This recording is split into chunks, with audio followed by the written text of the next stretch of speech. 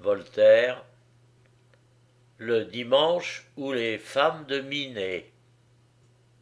Vous demandez, Madame Armanche, pourquoi nos dévots paysans, les cordeliers à la grand-manche et nos curés catéchisants, aiment à boire le dimanche.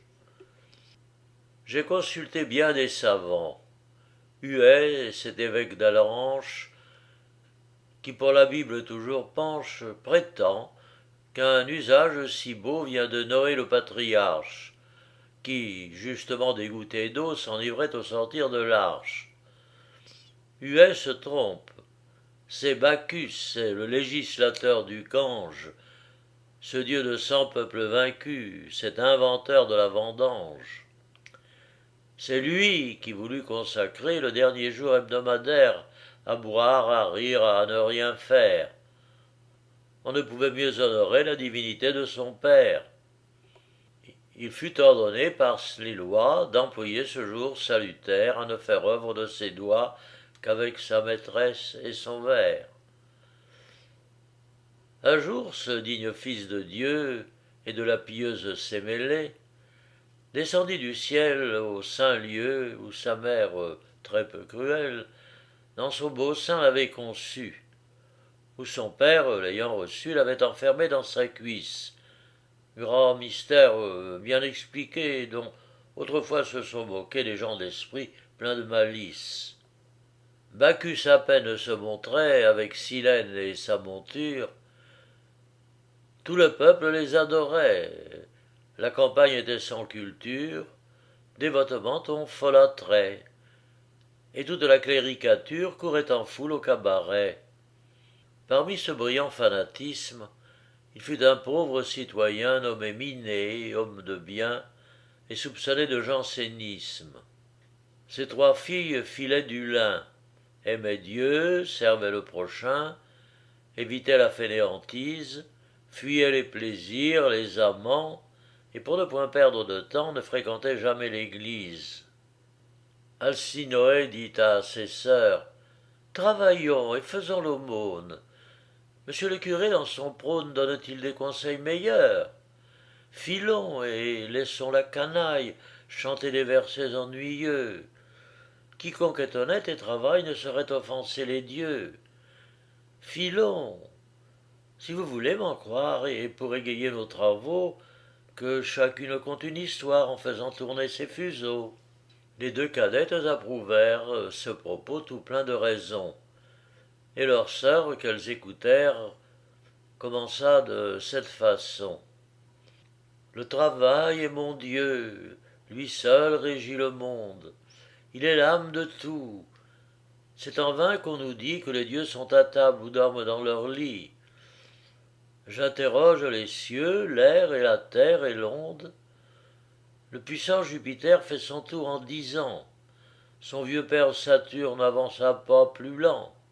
Mais il termine enfin son immense carrière, et dès qu'elle est finie, il recommence encore sur son char de rubis mêlé d'azur et d'or. Apollon va lançant des torrents de lumière. Quand il quitta les cieux, il se fit médecin, architecte, berger, ménétrier, devin, et travailla toujours. Sa sœur l'aventurière est Hécate aux enfers, Diane dans les bois, Lune pendant les nuits et remplit 3 emplois. Neptune, chaque jour, est occupé 6 heures à soulever des eaux les profondes demeures, et les fait dans leur lit retomber par leur poids. Vulcain, noir et crasseux, courbé sur son enclume, forge à coups de marteau les foudres qu'il allume. On m'a conté qu'un jour, croyant le bien payer, Jupiter à Vénus daigna le marier. Ce Jupiter, mes sœurs, était grand adultère. Vénus l'imita bien, chacun tient de son père. Mais Mars plut à la friponne, il était colonel, vigoureux, impudent, s'il en fut dans le ciel, talons rouges, nez haut, tous les talents de plaire. Et tandis que Vulcain travaillait pour la cour, Mars consolait sa femme en parfait petit maître, par air, par vanité, plutôt que par amour. Le mari méprisé, mais très digne de l'être, aux deux amants heureux, voulut jouer d'un tour d'un fil d'acier poli, non moins fin que solide. Il façonne un réseau que rien ne peut briser. Il le porte la nuit au lit de la perfide. Las de ses plaisirs, il la voit reposer entre les bras de Mars, et d'une main timide, il vous tend son lacet sur le couple amoureux. Puis marchant à grands pas, encore qu'il fût boiteux, il court vite au soleil conter son aventure. Toi qui vois tout, dit-il, viens et vois ma parjure. Cependant que Phosphore, au bord de l'Orient, au-devant de son char ne paraît point encore, et qu'en versant des pleurs la diligente Aurore quitte son vieil époux pour son nouvel amant, appelle tous les dieux, qu'ils contemplent ma honte, qu'ils viennent me venger. Apollon est malin, il rend avec plaisir ce service à Vulcain.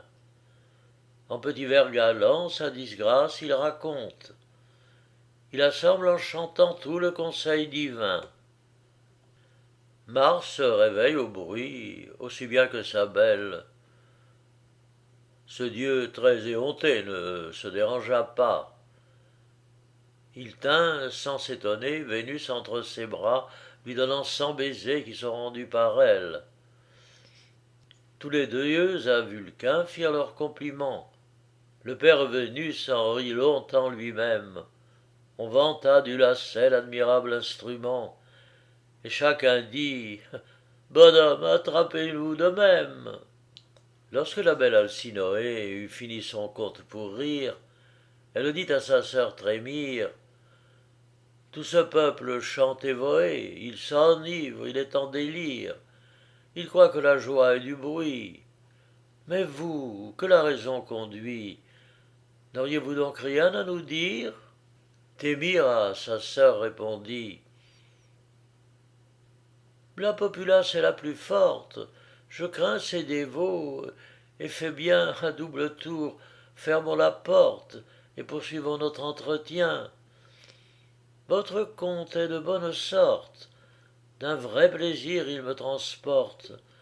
Pourrez-vous écouter le mien? C'est de Vénus qu'il faut parler encore, sur ce sujet jamais on ne tarit. Filles, garçons, jeunes, vieux, tout l'adore.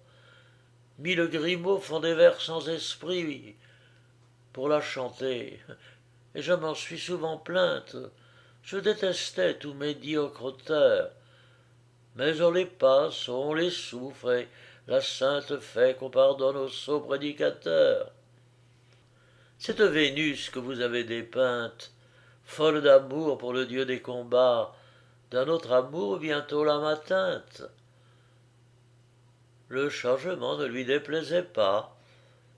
Elle trouva de vers la Palestine un beau garçon, dont la charmante mine, les blonds cheveux, les roses et les lys, les yeux brillants, la taille noble et fine, tout lui plaisait, car c'était Adonis.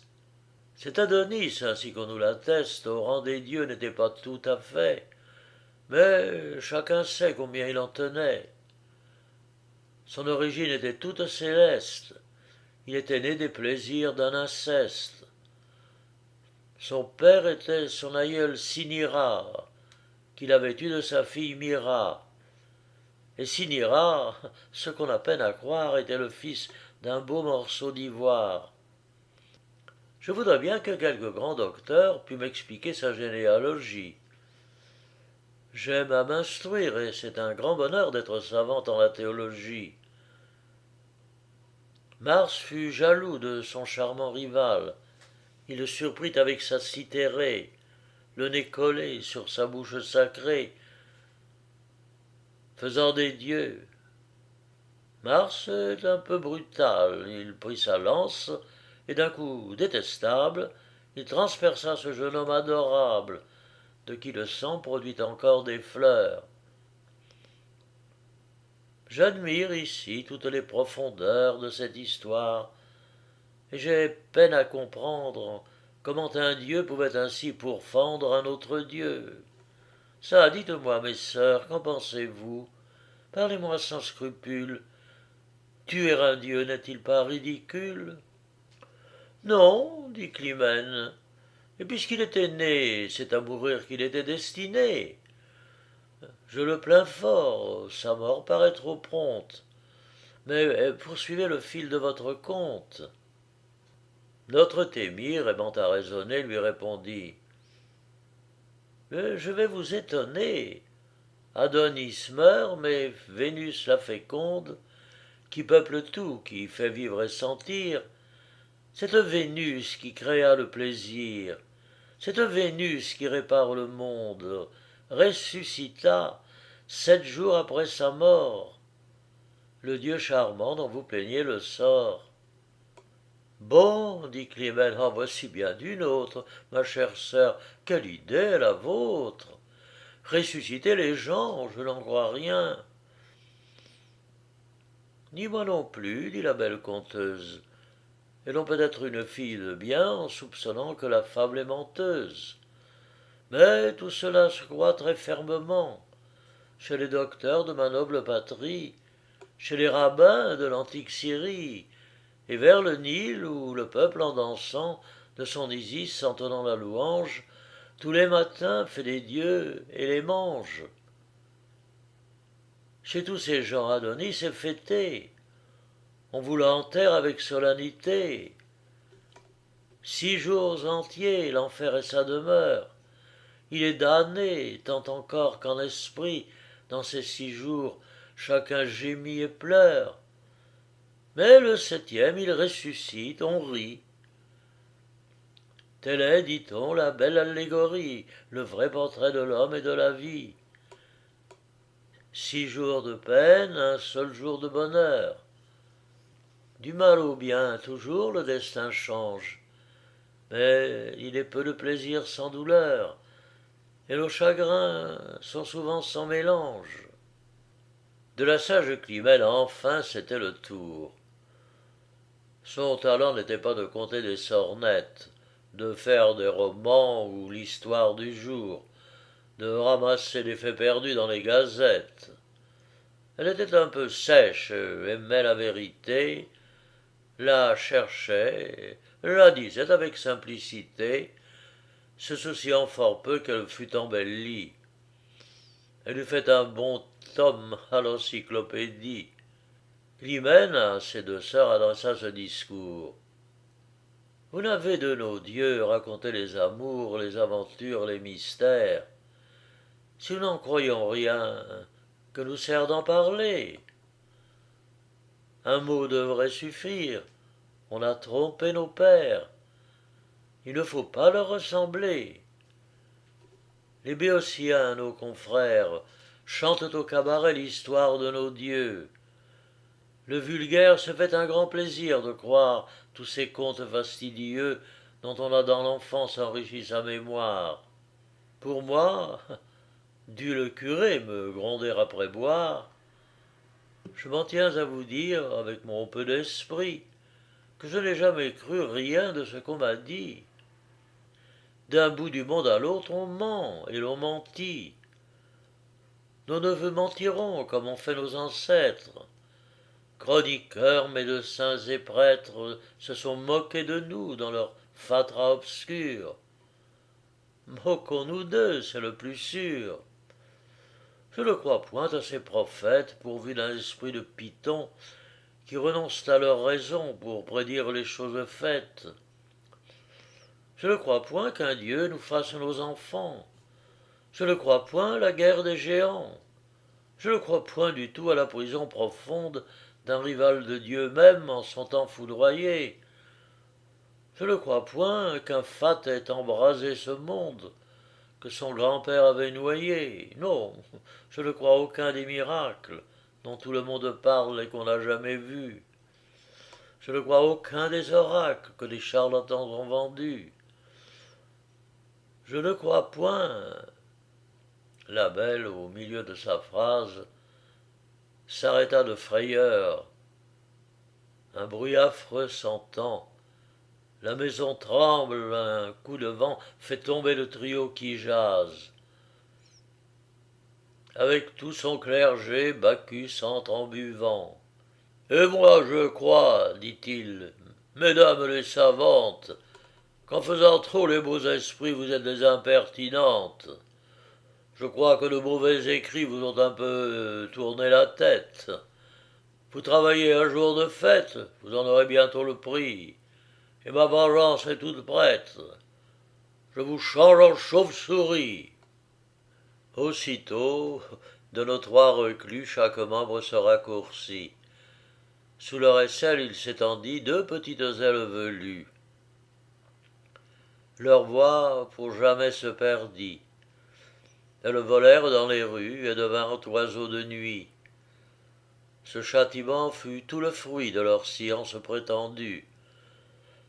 Ce fut une grande leçon pour tout bon raisonneur qui fronde. On connut qu'il est dans ce monde trop dangereux d'avoir raison. Ovide a conté cette affaire. La Fontaine en parle après lui. Moi, je la répète aujourd'hui et j'aurais mieux fait de me taire.